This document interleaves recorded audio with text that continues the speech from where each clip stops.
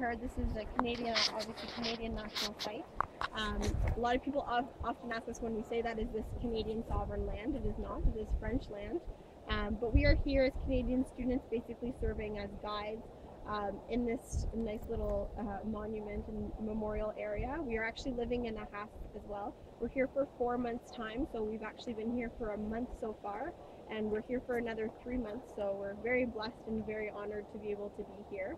And so kind of what we usually do is we give interpretive tours of the trenches, the tunnels, and also we have the monument that you guys will go visit. I'll just give you guys a quick introduction about what happened here, why this site is so important, and then I'll kind of explain what there is to see here as well. You guys have a little bit less than an hour, so we'll just have to explain how you guys can do that quickly and effectively. So, of course, this was a battle that was from the 9th to the 12th of April 1917.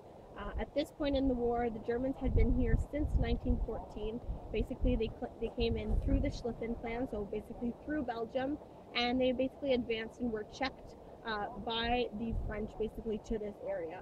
So there's of course a movement of trench lines at the time, but basically it was one solid trench line that went from the English Channel all the way down to Switzerland, and it stayed much of the same for the entirety of the war. Like I said, there were some small advances, but for the most part this was basically a battle of attrition. The war was much of a battle of attrition, and there were many casualties on all sides. In 1914, when Britain went to war against Germany, obviously Canada was at war as well. We were still a dominion to Britain, so it was not our decision to go to war, but it was our decision how much we would give to the war effort, how many soldiers would come, and things of that sort. Canada, of course, was quite enthusiastic, still had many ties to Britain. Many people were actually first-generation Canadians and actually were born in Britain, so of course many of them were very enthusiastic to go fight in the war. At the beginning of the war, we only had about 3,000 permanent troops, so very, very small army, very rural population, so very difficult to be able to mobilize these men. But slowly it did start to grow, and men were starting to enroll and enlist. And here at this site in 1917 is actually the first time that all 4 Canadian divisions fought together, so that's why it's very significant.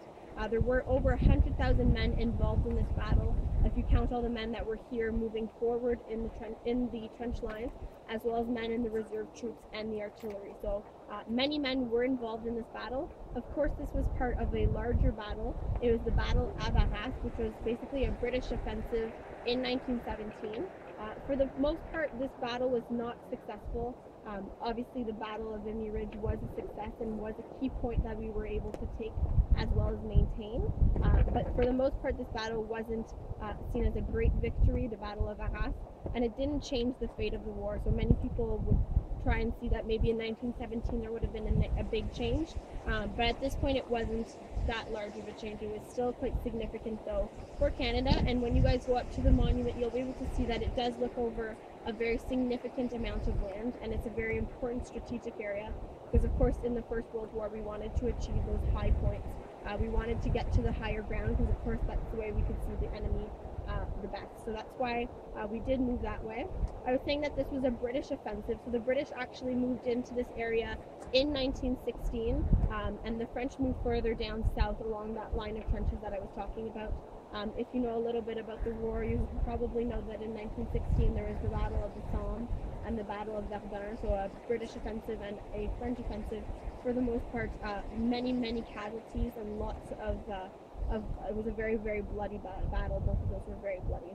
So this here, like I said, we had 4 Canadian divisions here at Vimy Ridge. So that was very important.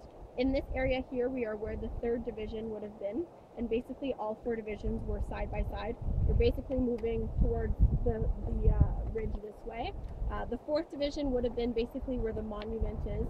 They would have taken that objective on the 10th of April. The first 3 divisions actually were able to take their objectives within the first few hours of the battle on the 9th of April. The 4th Division, it took them until the 10th to be able to take the area where the monument is. That's known as Hill 145.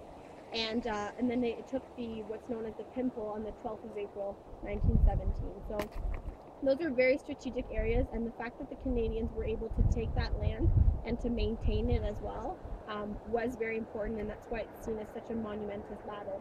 after the First World War, there is a need to want to commemorate all the fallen soldiers in the First World War, not only at this battle, but for the entirety of the First World War. So basically we had a competition to be able to build a monument. So basically different sculptors and architects would put in their designs for monuments, and the idea was that there would be the same monument at every Canadian site in France and Belgium. When the sculptor actually gave his idea for the monument that we have at Vimy, of course it's extremely large. We decided that Vimy Ridge would be the best position to have it because, again, it was so important the 4 Canadian divisions fought together side by side for the first time, but also because it overlooks such a vast territory and it's a very beautiful site that we'd be able to maintain and have as it is today. There's obviously other monuments and small memorials at the other sites, but this is really the big monument in France for the First World War. When you go up to the monument, you'll notice that there's 2 towers. One represents France and the other one represents Canada, and their fight to basically maintain peace after the war together. And there's different statues on it that basically try to resemble the different qualities and characteristics that our peacetime homes and peacetime nations should have. So there's faith and hope and charity and those kinds of qualities that we should aspire to have. As well, there's 11,285 names on that monument as well, and those are all the Canadian fallen soldiers in the First World War in France that have no known tomb.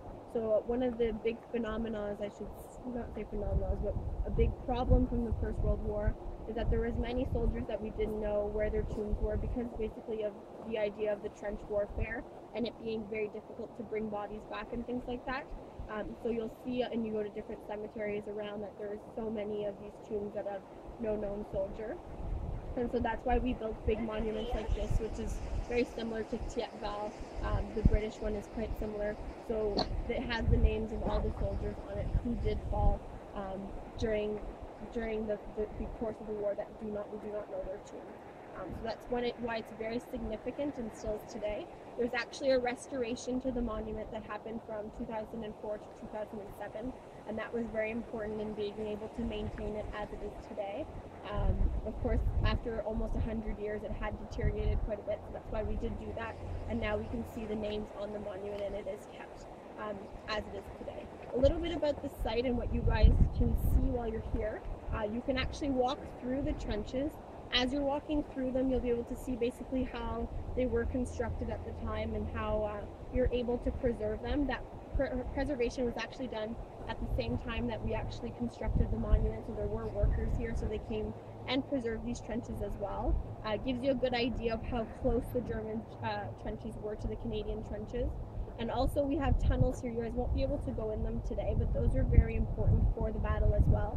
It's basically tunnels that are about 8 meters underground that would have been basically subways to bring ammunition, food, water, and most importantly men to the front securely and safely, and also for us to be able to hide our numbers. So the night before the battle, there would have been about most of the men would have been in tunnels such as this one, basically waiting for the battle to begin. So the Canadian front was about 7 kilometers wide, and there was 13 tunnels in that 7 kilometers, and so over 10 kilometers of tunnel, so quite significant. As well, there's German trenches you guys can walk through as well. There's 2 cemeteries on site. One is a Commonwealth cemetery, so of course there's Canadians in it as well, and one is strictly a Canadian cemetery. And then of course you guys can go up to the monument as well, go up on top of it. When you walk up to it, you're actually at the back of the monument, but you can go over to the other side, and it's really a beautiful site and gives you good perspective of why it was such an important area to want to get. So that's a lot of information in 12 minutes, 13 minutes. I am here though if you guys have questions, and if ever you have any questions around, we should be walking around and we can answer them for sure. So I'm here if you have questions, and feel free. Thank you.